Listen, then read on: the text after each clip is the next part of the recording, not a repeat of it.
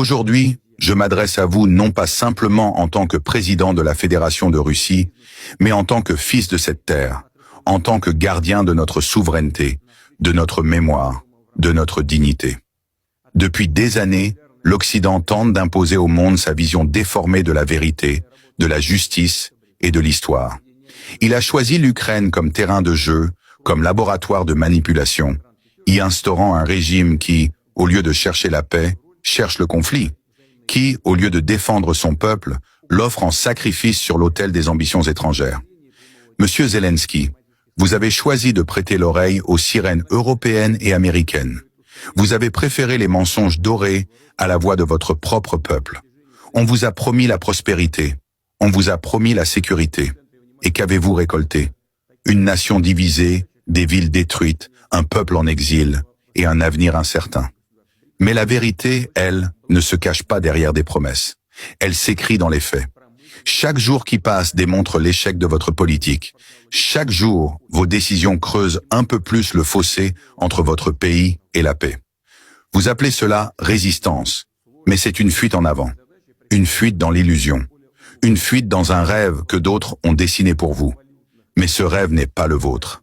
Ce rêve, c'est leur cauchemar habillé en liberté. Regardez autour de vous, monsieur Zelensky. Regardez votre peuple. Pas ceux qui applaudissent dans les salons de Bruxelles.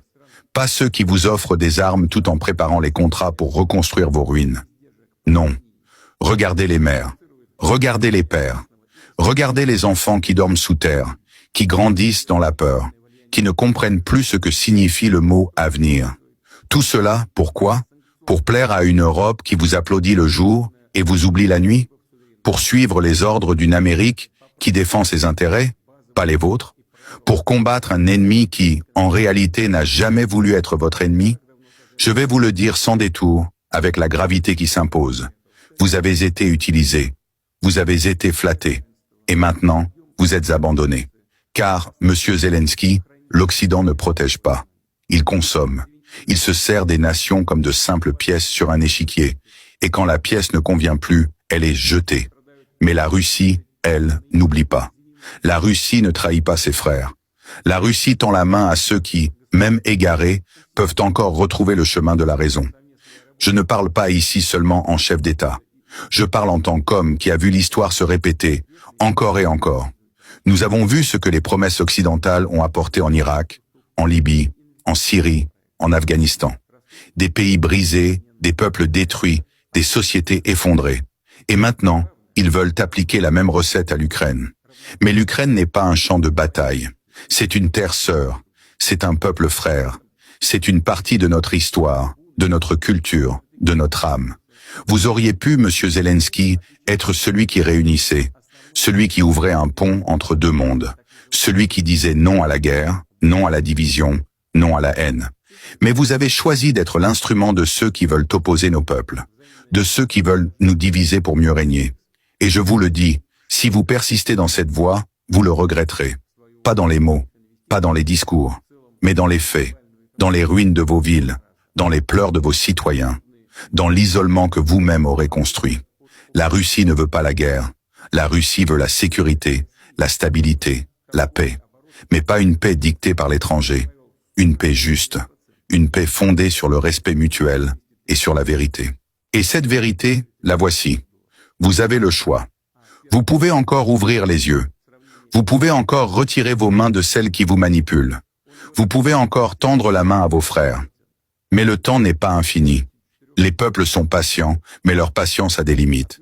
Et quand cette limite est atteinte, l'histoire elle-même se lève. Nous n'avons pas peur des sanctions. Nous n'avons pas peur des menaces. Nous n'avons pas peur des alliances artificielles. Nous avons connu bien pire. Nous avons survécu aux pires tempêtes du XXe siècle.